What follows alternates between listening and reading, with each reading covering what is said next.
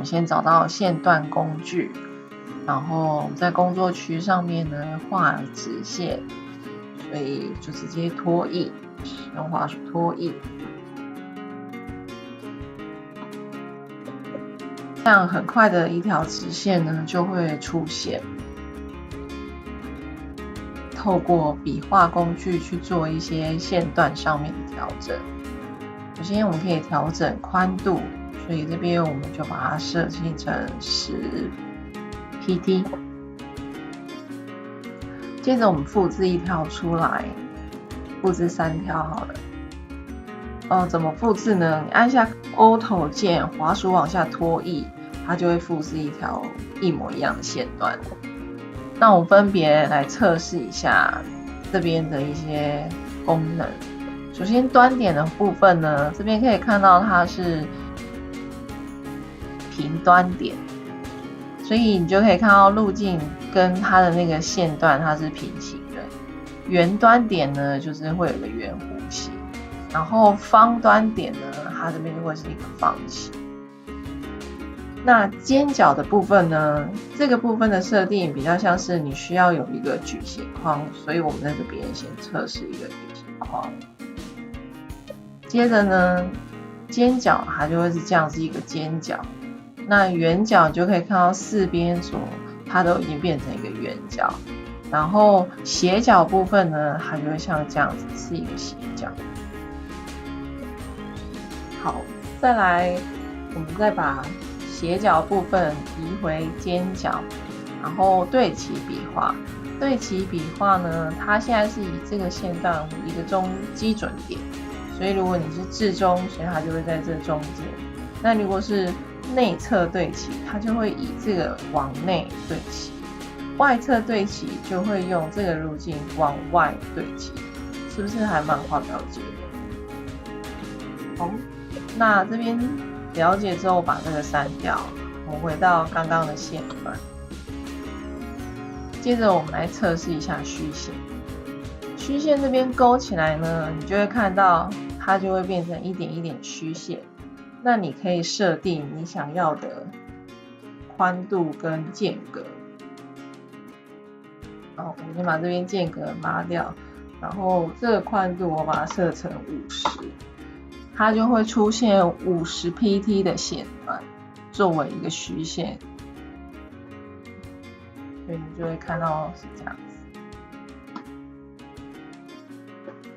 好，接着呢，我们来再测试一下，如果我的虚线除了虚线之外有一个间隔，所以我这边稍微改一下，我把它设45 pt， 那间隔我想要把它设成30。那我们就可以看到，这每一个线段的虚线都是45 pt， 每一个间隔都是30 pt。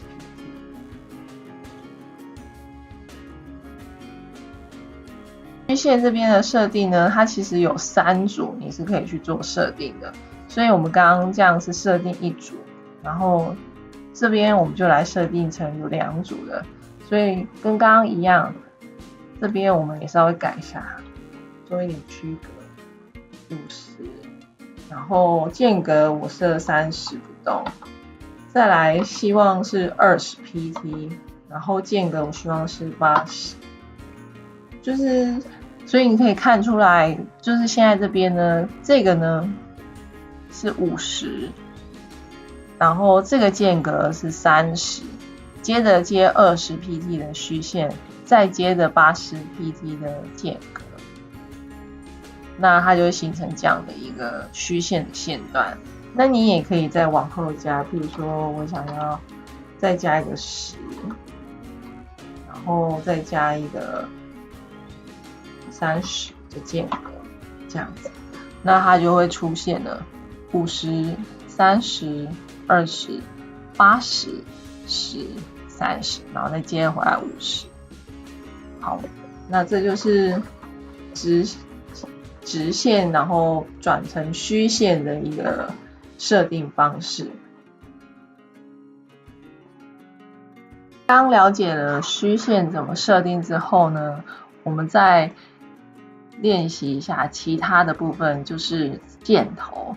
它其实内建呢有非常多的箭头可以挑选，所以是可以帮助你在设计的时候就是可以快速选取这样子。那我们这边也设定一个箭头，这边的选项呢它就会出现在左边，那同样的右边的选项它就会出现在右边。那我们复制一个。好，接着呢是缩放的部分，缩放呢它会影响的就是箭头的部分，所以如果你今天把它缩小，没点到，你今天把它缩小，你就可以看到箭头明显的变化的缩小，这样子，你可以依据自己的需求做调整。接着是对齐的部分，你有看出差异点吗？就是以端点来说，一个是在内侧，然后一个是往外侧对齐。好，最后呢，就是这边可以改变线段的样式，类似像这样子，可以有不同的变化。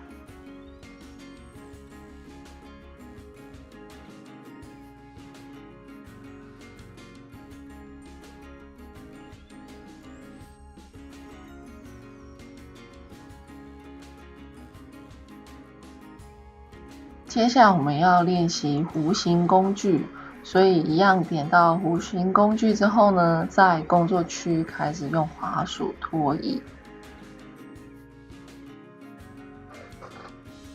那在拖移的时候呢，你可以用键盘的上下键去调整你弧形的弯度。比如说我想要让它圆弧一点，我就可以调整一下。那因为我们现在想要做就是这上方的那个小的，总共要画4个，所以这边稍微拉一下，拉到你想要的曲线之后，就可以放开滑鼠。接着我们画第2个。那在画的当下呢，建议大家要开启智慧型参考线，这样就可以在拖移的时候看到有那个粉红色的线，它会帮你对齐。有没有？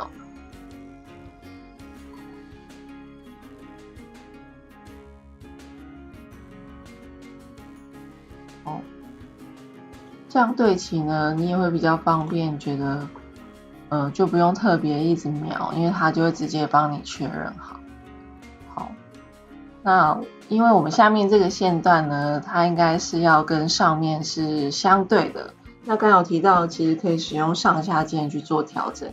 那这边要用一个快捷键，就是 Ctrl F， 它就可以瞬间帮你把那个弧形的曲线变成相对的，所以我们就可以跟上面是相对的。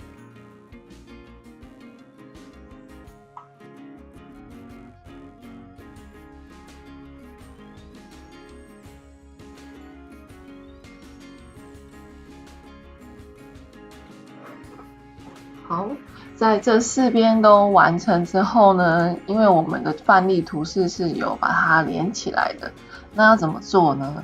很简单，就是选取工具，选取了你想要连接的点之后，按下 Ctrl J， 它就会把它连起来了。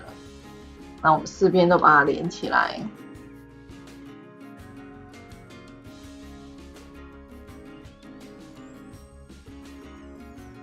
这样就完成，是不是蛮简单的？这样点到螺旋工具之后呢，在空白区域就可以开始拖移。那拖移之后呢，如果你想要调整螺旋工具的圈数的话，其实你可以按上下键，就可以看到它的圈数有在改变。你也可以按下 Ctrl 键，它一样会调整一个内圈圈数衰减。你可以往外拉，它就会就是会减少；往内呢，它就会增加。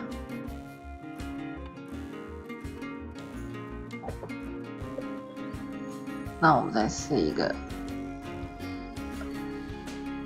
如果你前一个呢做了一个不同的设定，它就会记忆你。那同样的，你可以再按上下键或是 Ctrl 键去做调整，把它调回来也可以。这样子，好。那我们现在同步呢，也按下 Shift 键，它是以45度作为一个角度的调整。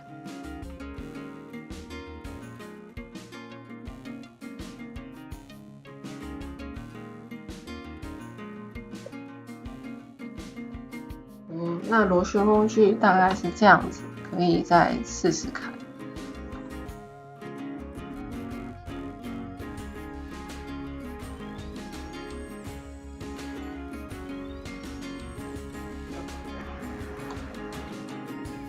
接着矩形格线工具，它可以轻易的帮你画出方格。那如果说你想要增加你的方格的格数的话，左右键呢可以增加垂直格线，可以做调整。水平键上下键呢可以调整水平格线的数量，所以这样你就可以依据你所需要的格子的数量去做调整。那你也可以拖曳你想要的长宽，然后再去做调整。或者你也可以直接使用它的工具选项。那譬如说我要一个5×5的方格矩形，它这样按下去之后呢，它就会帮你设定好，就是1、2、3、4、5的格线，然后水平也是1、2、3、4、5的格线，画出了这样的一个矩形。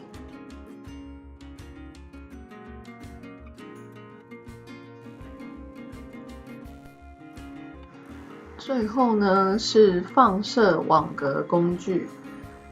那我们现在点选放射网格工具，然后拖曳，你就会看到一个圆形的放射网格。那同样呢，你可以在这拉出来之后再做调整。一样上下键呢，你可以增加圈数，网格内的圈数。左右键你可以设定它的分割数量，所以可以依据自己的需求决定要分割的数量。那同时呢，你可以按下 Shift 键，你可以拉出一个等比的圆形。那如果没有按下 Shift 的话，你其实是可以任意变换。但是当你按下 Shift 键的时候呢，它就是固定，一定就是一个正圆形。那这就是放射网格工具。除了你可以自己使用键盘做调整之外，你也可以使用它的选项。譬如说我想要2个圆形圆圈的分隔线跟5个放射状的分隔线，那你设定好之后呢，我就按下确定。那它这边就会直接出现你刚刚所设定的2个圆形的分隔线，然后5个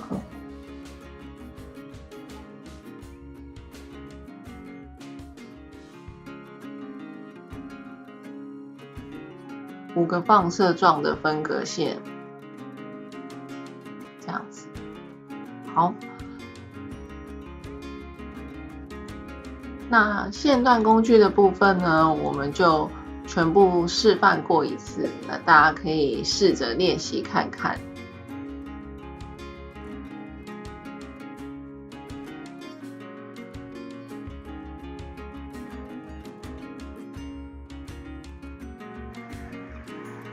刚刚我们有先练习了一下弧形工具的基本使用方法，那我们这边就透过弧形工具来做一个简单的小图示。同样呢，先调整一下你想要的弧形的弯度，那大概先设定是这样子。接着呢，我们来选择一个样式，接着增加它的宽度。那可以依照自己的喜好，那我这边先设30好了。接着我想要透过旋转工具设定一个角度，初步先用30度，看一下。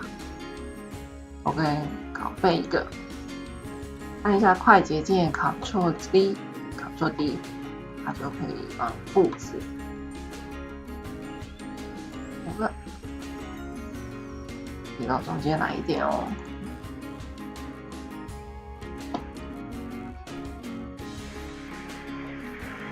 好，这边图档完成之后呢，我们就勾选虚线，然后设定一下它的数字。这边先设定0.5，然后30的间隔好了。好，这样我们就完成了我们想要的一个图示的变化。线段的变化。